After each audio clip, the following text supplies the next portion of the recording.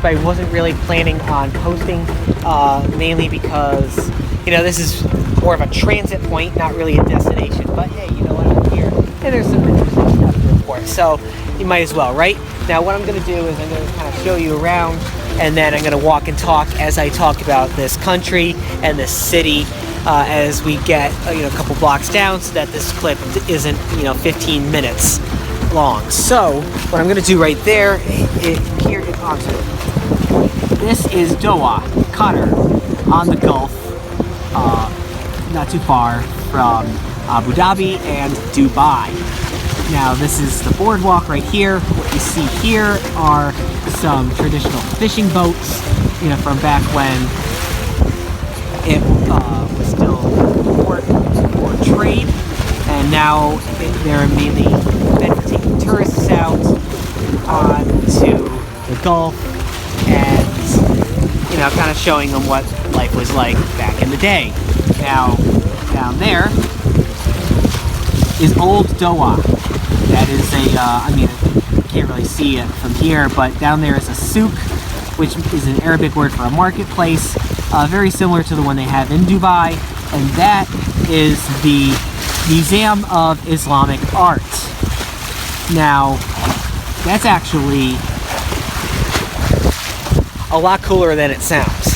Remember my joke clip the other night about how I like to sit in airports and watch planes that are going to destinations that I'll probably never get the chance to see in my lifetime because they're too dangerous, and that's like the closest I'll ever come.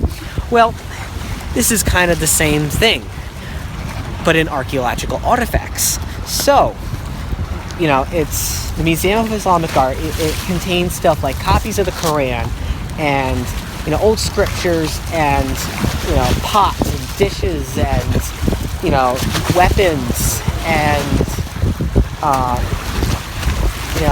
certain pieces of architecture from all over the ancient Muslim world, ranging from about 900 to 1500 years old. Now,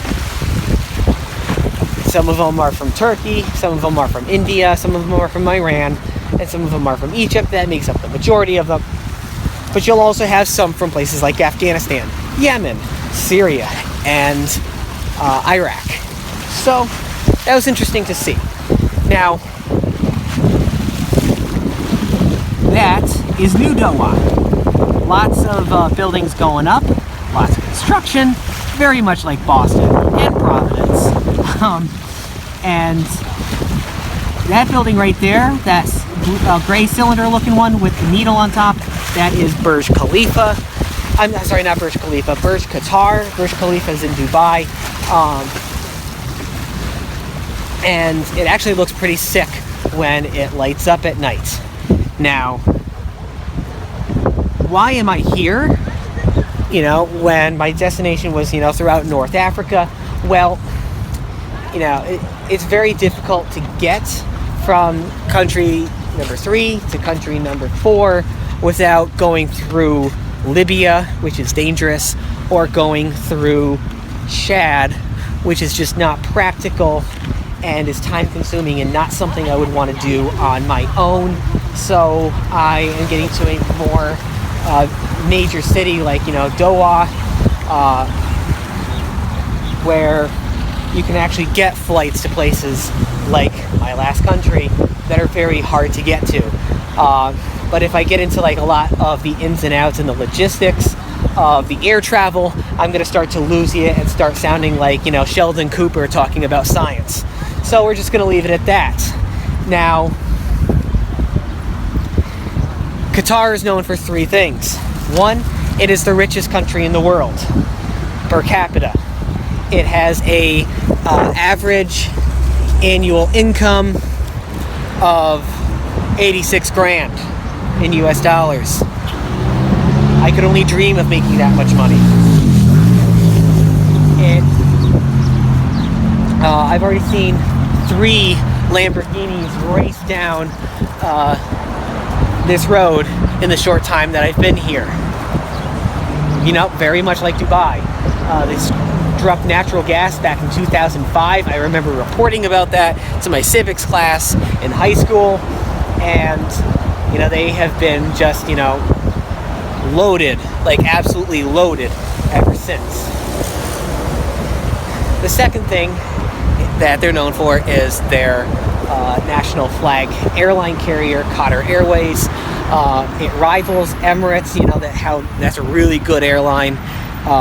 They have the commercials with Jennifer Aniston, and they're just known for being very luxurious. Well, Qatar Airways is right up there. I flew them in last night. It was interesting how I went into Algeria with a really crappy airline and then flew out with Qatar Airways. And the third thing, I'm going to get over here before I bring this up, is, you guessed it, the 2022 World Cup and their obsession with hosting sporting events. Now, I don't need to tell you that there are a lot of controversies surrounding the 2022 World Cup, involving stuff like corruption and working conditions, and is Qatar really the place for such an event? Is the Middle East really a place for such an event? Man, I'm really glad I don't have a car here. Unfortunately, that means I can't show you the... that was not at me, by the way. What that means is I can't show you the actual, you know, stadiums that are being built.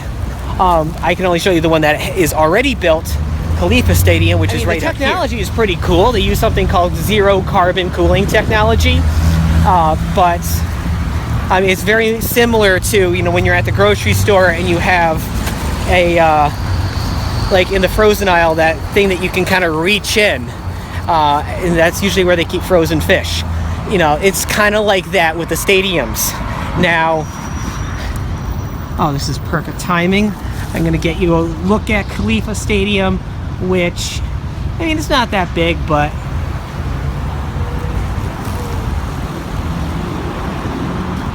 sufficient. That's where they're going to be hosting some tennis tournament in just a few weeks. So, you know, I see that they're definitely trying aggressively to, you know, get more of an affiliation with sports. You know how Lionel Messi always has, you know, Qatar Airways on his jersey for sponsorship reasons. I don't understand everything behind it, but there you go. I'm going to wrap this up. Tune in tomorrow for my final destination. It is not something you're going to want to miss. So, thank you for watching, and I'll see you then.